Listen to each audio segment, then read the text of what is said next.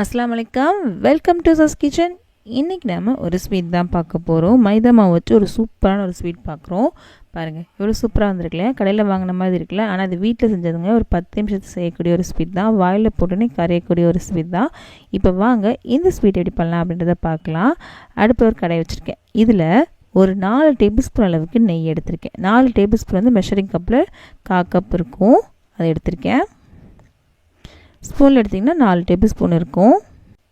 இப்போது இந்த நெய்யில் 1 கப் அளவுக்கு நான் இன்றைக்கி மைதா மாவு எடுத்திருக்கேன். நீங்கள் கோதுமை மாவு கூட எடுத்துக்கலாம். 200 கிராம் அளவுக்கு மைதா மாவு எடுத்திருக்கேன். இந்த நெய்யில் இதோட பச்சை வாசனை போகிற அளவுக்கு நல்லா வறுக்கணும். நீங்கள் மாவு வந்து நல்லா வறுக்கல அப்படின்னா அந்த ஸ்வீட் நல்லாவே இருக்காது. நல்லா வறுக்கணும், அதுதான் ரொம்ப முக்கியம் இந்த ஸ்வீட்டில். நல்லா வறுத்துக்கோங்க. நல்லா வாசம் வர வரைக்கும் நல்லா வறுத்துக்கோங்க. வறுத்ததுக்கப்புறம் உங்களுக்கு காமிக்கிறேன். இப்போது நல்லா வறுப்பட்டுருச்சு, லைட்டாக கலர் சேஞ்ச் ஆகிடுச்சு, நல்ல வாசமும் வருது. போதும். இப்போது இதை வந்து தனியாக எடுத்து வச்சிடலாம். இப்போது இன்னொரு பாத்திரம் அடுப்பில் வச்சுருக்கேன். இதில் 1 கப் அளவுக்கு நம்ம வந்து சர்க்கரை எடுத்துக்கலாம். எந்த அளவுக்கு நம்ம மாவு எடுத்தோமோ அதே அளவுக்கு நம்ம சர்க்கரை எடுத்துக்கிறோம். 1/2 கப் அளவுக்கு தண்ணி எடுத்திருக்கேன். இந்த சர்க்கரை கரைஞ்சதுக்கப்புறம் நம்ம கொஞ்சமாக ஏலக்காய் தூள் சேர்த்துக்கலாம். 1 டீஸ்பூன் அளவுக்கு ஏலக்காய் தூள் எடுத்திருக்கேன். இந்த சர்க்கரை கரைஞ்சி பாகுப்பதம் எப்படி இருக்கணும் அப்படின்னா, அரை கம்பி பதம் வரணும். வந்ததுக்கப்புறம் உங்களுக்கு காமிக்கிறேன். இப்போது நமக்கு ரெடி ஆயிடுச்சு. செக் பண்ணி பார்க்கலாம். கொஞ்சமாக எடுத்திருக்கேன். லைட்டாக ஆறுனதுக்கப்புறம் கையில் தொட்டு பார்த்தீங்க அப்படின்னா அரை கம்பி பதம் வரணும். இப்போது செக் பண்ணி பார்க்கலாம். இங்கே பாருங்கள், அரை கம்பிப்பதம் தான் வரணும். 1 கம்பிப்பதம் கூட வரக்கூடாது. அரை கம்பிப்பதம் தான் வருது பாருங்கள். அரை கம்பிப்பதம் தான் வருது, 1 கம்பிப்பதம் வரல. இதுதான் கரெக்டான பதம். இப்போது இதை அடுப்புலேருந்து எடுத்துடலாம். இப்போ மாவை வந்து வறுத்து வச்சுருந்தோம் இல்லையா, அதில் வந்து இந்த சர்க்கரை பாகு அதை சேர்த்துடலாம். எல்லாத்தையுமே சேர்த்துருங்க.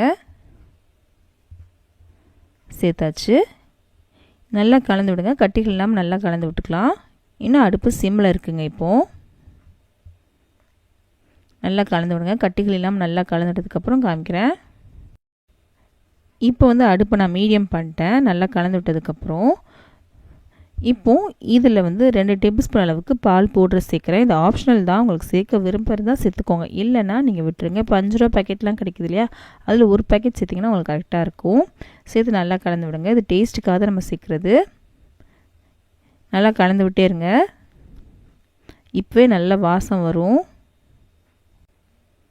பால் போட்டு நல்லா கலந்து விட்டோமா, இதுக்கப்புறம் கொஞ்சம் திக்காயிரும். இப்போது இதில் வந்து 1/4 கப் அளவுக்கு டெசிகேட்டட் கோகோனட் சேர்க்குறது. இது காஞ்ச தேங்காய் தான் கடைகளில் கிடைக்கும். இது இல்லைன்னா ஒன்றும் பிரச்சனை இல்லை. நம்ம மாவு வறுத்தோம் இல்லையா, அதிலே ஒரு 1/2 கப் அளவுக்கு ஃப்ரெஷ்ஷான தேங்காவை துருவிட்டு நல்லா வறுத்துக்கோங்க. அதோடு சேர்த்து நீங்கள் வறுத்துட்டு நீங்கள் சேர்த்திங்கன்னா உங்களுக்கு கரெக்டாக இருக்கும். டெசிகேட்டட் கோகோனட் சேர்க்குறீங்கன்னா லாஸ்ட்டு சேர்த்துக்கோங்க. நீங்கள் ஃப்ரெஷ்ஷான தேங்காய் சேர்க்குறீங்க அப்படின்னா நீங்கள் மாவு வறுத்தோம் இல்லையா, அந்த டைமில் தேங்காயும் சேர்த்து நல்லா வறுத்துக்கோங்க. ஈரப்பதம் போகிறதுக்கு நல்லா வறுக்கணும். இப்போ பதத்தில் ஒட்டாமல் வந்துருச்சு பாருங்கள். இதுதான் கரெக்டான பதம். இப்போது பாருங்கள் எல்லாம் சேர்ந்துருச்சு. இப்போ கையில் கொஞ்சமாக தண்ணி தொட்டுக்கோங்க. தண்ணி தொட்டுட்டு கையில் எடுத்து உருட்டினீங்க அப்படின்னா உருட்டை வரணும். அதுதான் கரெக்டான பதம். இங்கே பாருங்கள் உருட்டை வருது பார்த்தீங்களா, இதுதான் கரெக்டான பதம். இப்போ நம்ம அடுப்பு ஆஃப் பண்ணிடலாம். அடுப்பு ஆஃப் பண்ணிட்டு ஒரு பிளேட்டில் நான் என்ன பண்ணியிருக்கேன் அப்படின்னா பட்டர் போட்டு வச்சுருக்கேன். உங்கள்கிட்ட பட்டர் இல்லை அப்படின்னா கொஞ்சமாக நெய் தடவிக்கோங்க, எடுக்கிறதுக்கு ஈஸியாக இருக்கும். இப்போ நம்ம செஞ்சதில் சேர்த்துடலாம்.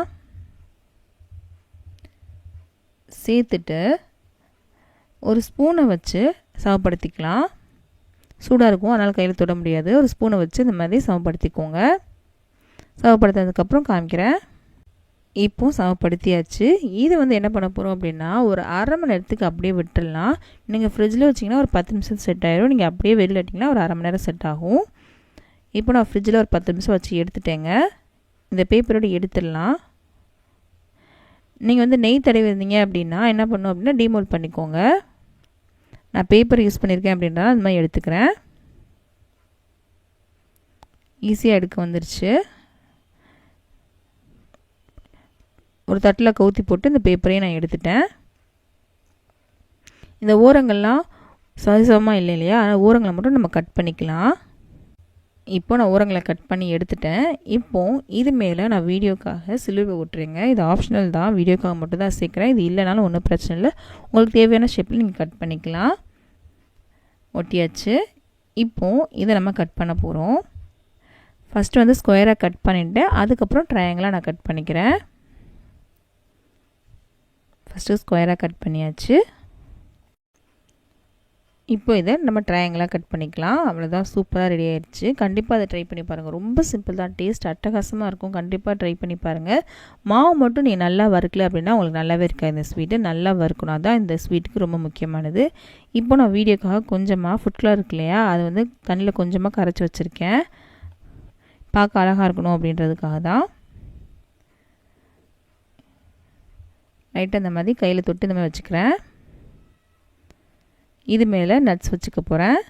உங்களுக்கு எந்த நட்ஸ் வேணாலும் வச்சுக்கலாம். நான் இன்றைக்கி பிஸ்தா வச்சுருக்கேன். இந்த வீடியோ பிடிச்சிருக்கும் நம்புகிறேன். பிடிச்சிருந்துச்சு அப்படின்னா ப்ளீஸ் நம்ம சேனலை சப்ஸ்கிரைப் பண்ணிடுங்க. பக்கத்தில் இருக்க பெல் பட்டனையும் கிளிக் பண்ணிடுங்க.